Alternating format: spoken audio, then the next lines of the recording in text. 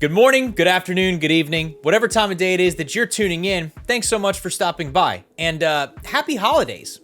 In today's Fireside Chat, I wanted to take the opportunity to say thank you. We appreciate everyone who's taken interest and tuned into our episodes. Whether it's on YouTube, Spotify, or even LinkedIn, it means the world that you're here with us. With the upcoming holidays, I wanted to take a quick trip down memory lane and tune into some of my favorite moments with our previous guests. Let's have a listen. What are you looking for when you're going through the hiring process? And maybe not just specific to Martal, but you're trying to hire a salesperson. Like, what specifically are you looking for? Is it personality? Is it answering the right questions? Like, where does that begin for you? I guess it all begins on mindset, right? I mean, that's where almost everything begins, at least for me. If I was going to write a self-help book, that's where it would start. But when I'm talking to somebody, I usually don't, and you might remember this, I don't even look at the interview card or the resume. I start talking to the person. I mean, eventually I'll ask those questions. They're in the back of my head. Mm-hmm. But I want to see if that person communicates. If they just make statements or make claims, or do they ask questions, right? And so do they have the right mindset? Are they communicating with me? And during that process, I'm sure I'll ask my questions pretty organically. I'm really just trying to see how well will they communicate? Are they coachable? Do they have adaptability and learning agility? Do they have a consultative approach? That's a huge one right there, right? Because we got to be great consultants to our clients and give them like a knowledge base. And I have to see if that person has the ability to do those things, adapt, learn, communicate, consult, things like that. You have to have the right mindset when you're going into these projects. You have to have the right mindset to understand there are constantly ups and downs when you're going around your entrepreneurial efforts, whatever that happens to be. I'm sure that there have been, with the highs, there's a lot of highs, with the lows, there's a lot of lows, but how do you keep yourself within that mindset and keep yourself kind of driving forward? Is that something that's just inherent in you, or is that something you've had to learn along the way? Or maybe both? It's a good question. So I've had the opportunity and pleasure to work with literally hundreds of tech entrepreneurs. So I started my career and doing early stage investment and advising tech founders on fundraising and business development with my company Access Innovation, a previous company I was working at called Bootcamp Ventures. Mm-hmm. So I got to get a really interesting perspective of how tech founders work. Because I would say honest, I didn't really have that mindset. I was just curious, like I said, but I didn't really know how to deal with adversity. But from that experience of working with so many founders and talking to so many founders and being so close to them for months and even years as they're building their business and scaling, I've learned a lot of things. And the first one I would say is resilience, that you need to be ready to handle challenges when they come. So you don't want to be just shocked when something comes at you. You want to be ready for it. Mm-hmm. So I think from the best entrepreneurs, they are ready for those challenges and they're ready for different scenarios, whatever that might be. So I think that's the first thing. And the second thing that's connected with mindset, but it's really an action that leads to the mindset, is one of the founders I worked with for a long time. He sold his first company to WeWork, and actually second company to WeWork, on his third company already. He said the best thing that you can do is just do. If you want to be an entrepreneur, if you want to succeed in sales, if you want to succeed in business, just do. And I think it's so easy for people to get caught up in, I need to learn more, I need to get an MBA, I need to do whatever it is until I'm ready. But having that mindset of saying, okay, just do. Because we always will have something in our head that says, oh, maybe I'm not ready. Maybe there's the imposter syndrome. Maybe there's something that I'm not ready for yet. But if you say, okay, I'm just going to do it. I'm just going to make that video. I'm just going to start posting on LinkedIn my expertise in the mobility space. And I'm going to develop more. I'm just going to do it. So I would say those two things, that resilience is one, being able to be ready for challenges, and two, just start doing, have the mentality of saying, okay, yes, of course I need to learn. I need to take courses if I need to do that, but I'm not going to wait forever to do. I'm just going to do. That separates a lot of people probably in this space, where there's folks who think that this is what they want to do. They get batted down maybe once or twice, and they're like, okay, maybe this isn't for me. But then you have to have that, just like we said, right? You have to have the mindset in order to kind of continue forward and say, okay, I'm going to get knocked down maybe 100 times, but I'm going to find that one time where it works and use that as just a massive learning experience throughout this entire thing, really. Yeah, I totally agree. And I want to emphasize too, to you and anybody might be listening, this is not just if you want to be an entrepreneur and start your own business. Everything I'm talking about, in my opinion, it's just success in life.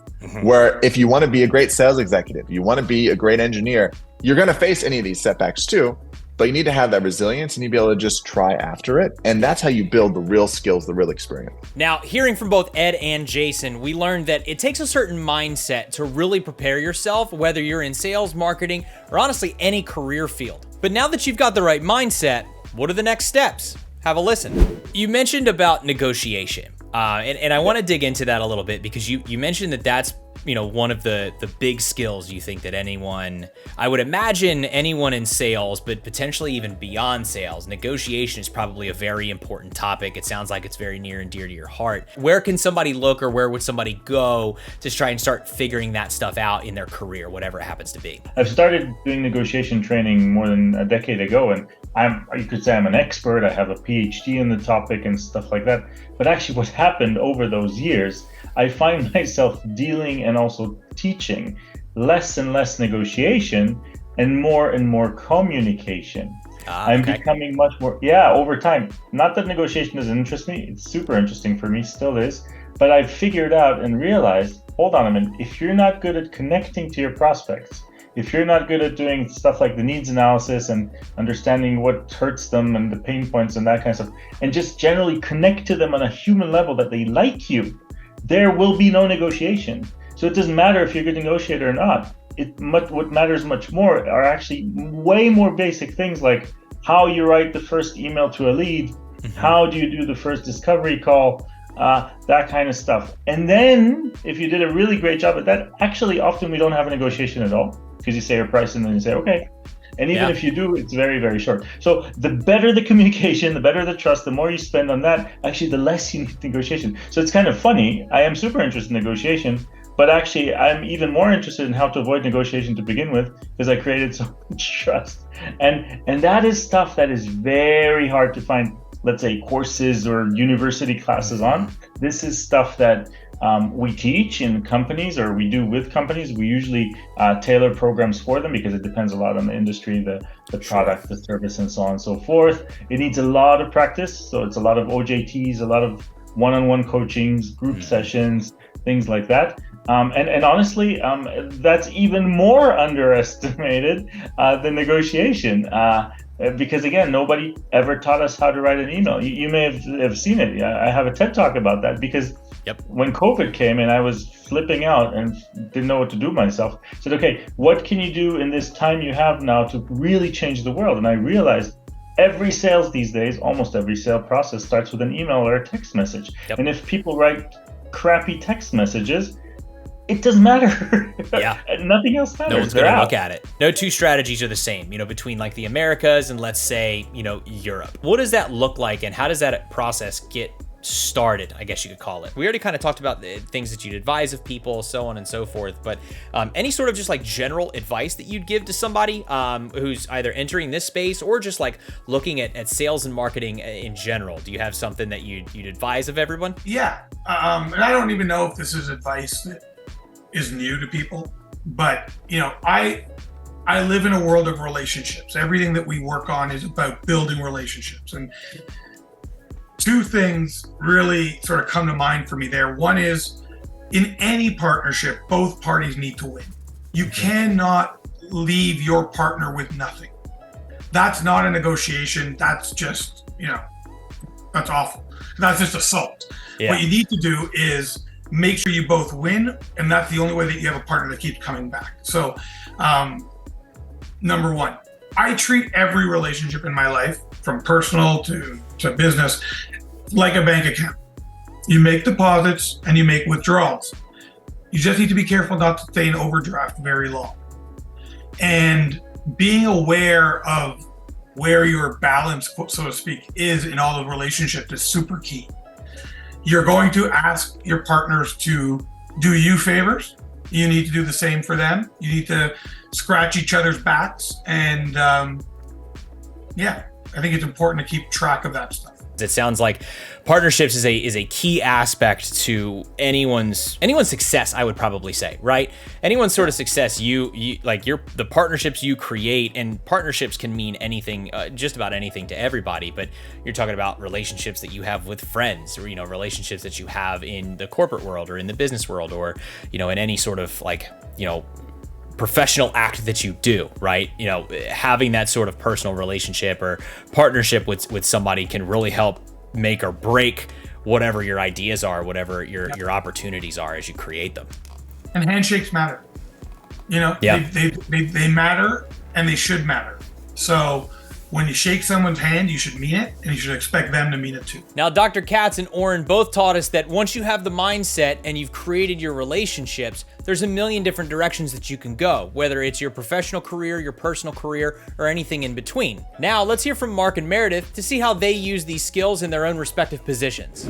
The cultural differences are particularly relevant to sales. So I worked for 3 or so years in Hong Kong. One deal we did in China was actually more than the 350 people we had in America did in a full year. Wow. Just one deal with the Ministry of Railways. And there, you had to learn quickly that relationships were regional. So what you did in Shenzhen was different to Guangzhou, which was different to Beijing. You often had to have different partners, and you had to sell within multiple levels of the organization. So because of the saving face issue in the Chinese culture, you had to sell to the top guy and to some people in the middle, and sometimes at the bottom, and they all collectively made decisions. So sales is very important. The Germans are kind of serious and detailed. New Zealand's probably Australia a bit more casual. America's different. You've really got to be aware of the cultural differences, and that impacts on the marketing side as well. Your messaging might be different. Your ability to send emails might be different. The opt-out processes are different. There's so many little kind of fine-tuning processes and tasks that you have to have that can be culturally or location driven. And if you're not aware of them, then you won't understand why your campaigns and some of your sales and marketing activities aren't that effective. And I think it's going to be interesting, because I think that's one of the places where AI again can come into, because AI can have the ability to actually understand these cultural differences and automatically make those changes for you, whereas previously you might have had to hire somebody in Hong Kong or London or Cologne, you know what I mean? Now you may be able to rely on some of those tools providing that knowledge and that kind of fine tuning of things, and that's probably going to help a lot of companies grow globally as well. And I'm sure that that's very helpful too for your team, because not everyone's needs are the same, right? So you're kind of helping one person excel in A, but the next person is in F or G, or whatever the funnels that they need help in are, kind of wherever they're at, really. Absolutely. Personal journey. Everyone has individual development goals. And if you don't have, everyone has to have a development goal.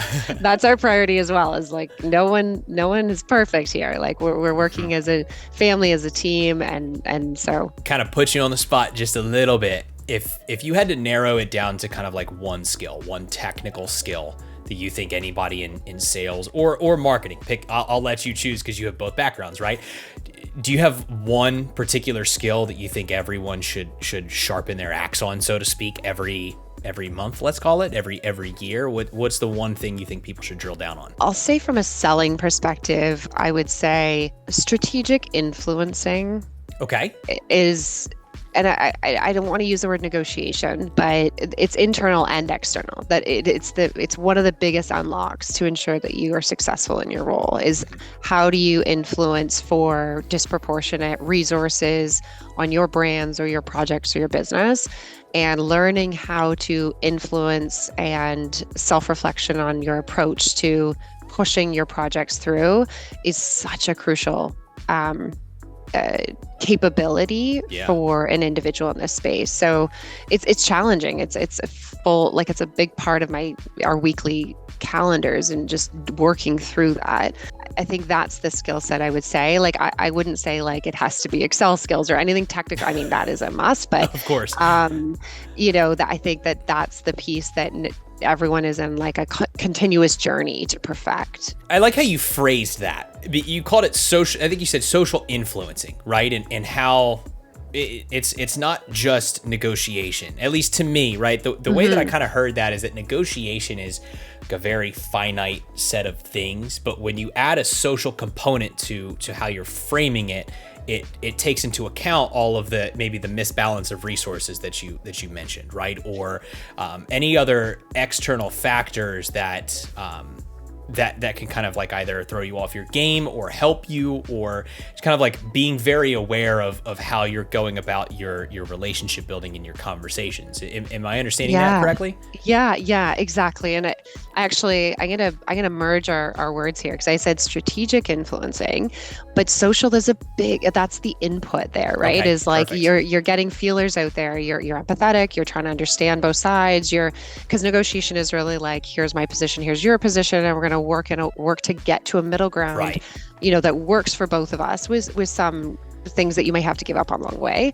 Whereas strategic influencing is like, I've got this goal and I'm going to learn and understand around those around me so that I can, navigate to get to where I want to get to. There are so many layers to sales and marketing, and that's our aim with these Fireside Chats, is to peel those back and learn about them through the eyes of our guests that we have on the show. I've had an absolute blast with all of the guests we've had so far on the Fireside Chat, but just wait, because 2024 is going to be even better. And for one final time in 2023, thanks for tuning in, and as always, happy hunting.